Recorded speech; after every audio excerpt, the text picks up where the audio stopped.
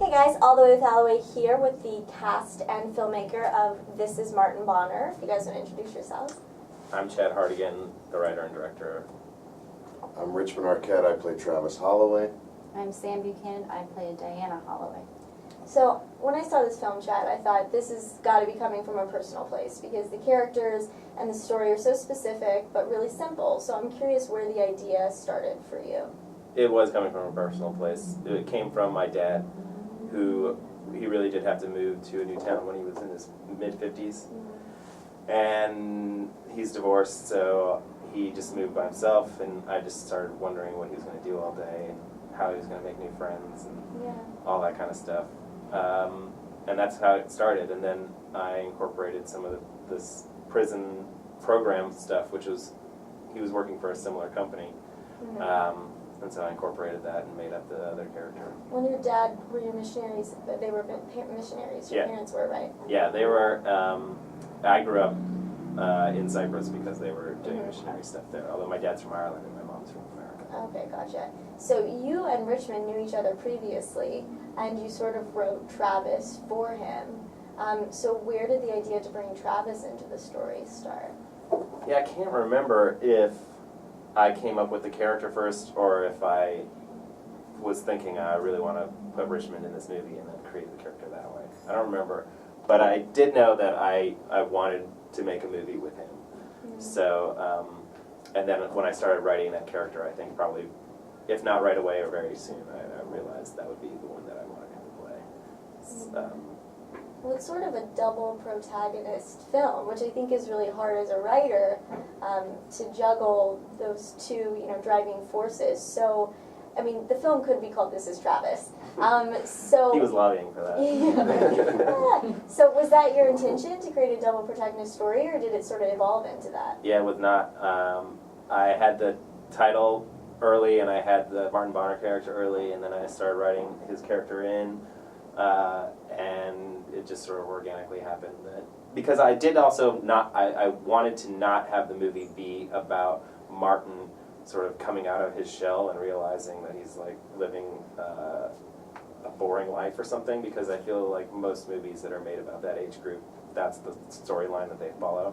And I feel like it's a little condescending to people of that age who I trust have figured out what makes them happy by that point. And so I knew I didn't want to do that, and then that kind of eliminates your basic arc for that character, and so I realized that it was going to be on the other character to kind of have the more dynamic storyline, and Martin was going to be more of the rock that leads him through. Right. Well, it's like there's two rocks, and them clashing is what creates the conflict, but, working as a director and then you guys as actors, a lot of that conflict is internal.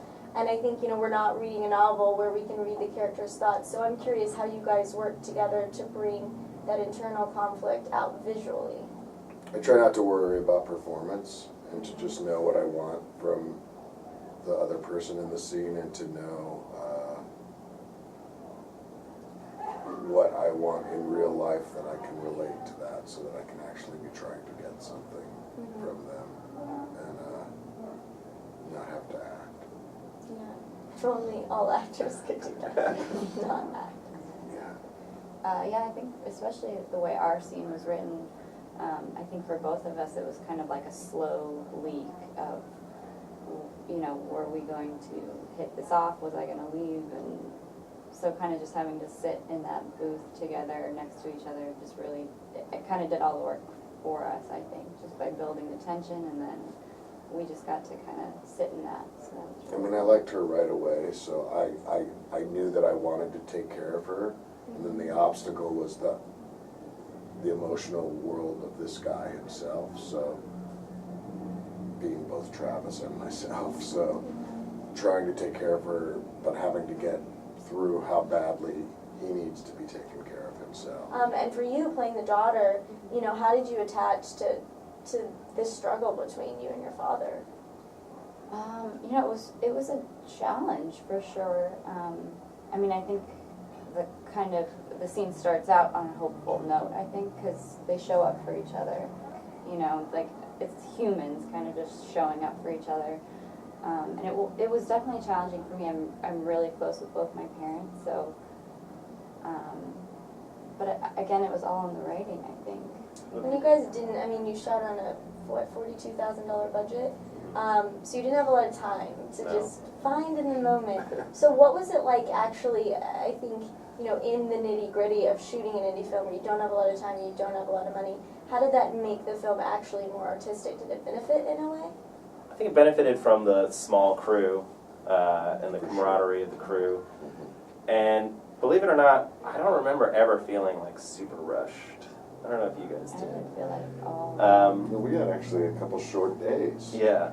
So I think it was a testament to our planning that we were able to pull it off without getting so frazzled.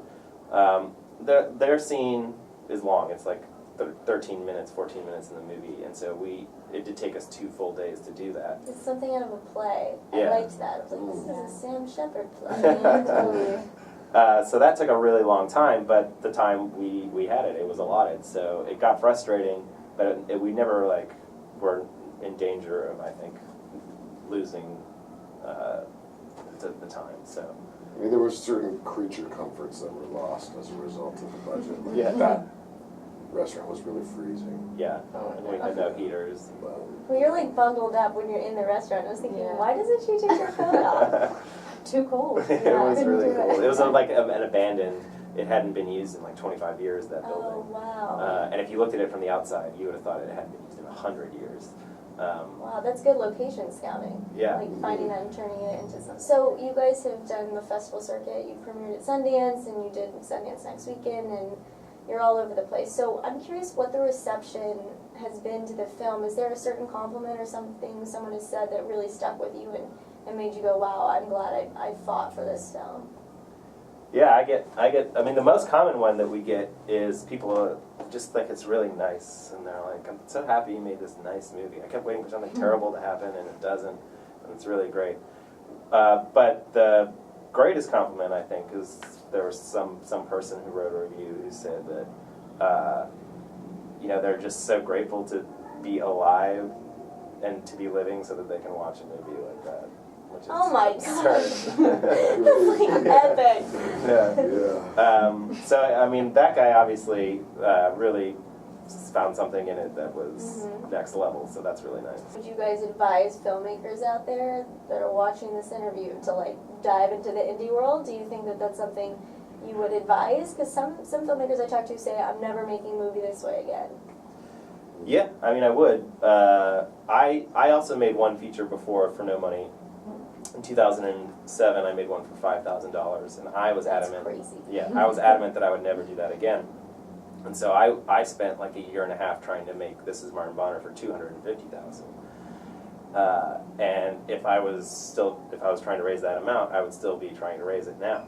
So at a certain point, I had to be like, you know, I just have to do it. And so we did it, and I think there's a definite value to that. There's some value to wanting to progress. There's some value to not wanting to repeat yourself, but you know, you can't wait forever. You gotta do it at some point. And you'll be surprised. You know, I think I was surprised at how much we were able to accomplish with that budget level. I think because we were all thinking that it was a bigger budget. Right. So we treated it as if it was like a $250,000 movie, even though we didn't have that money.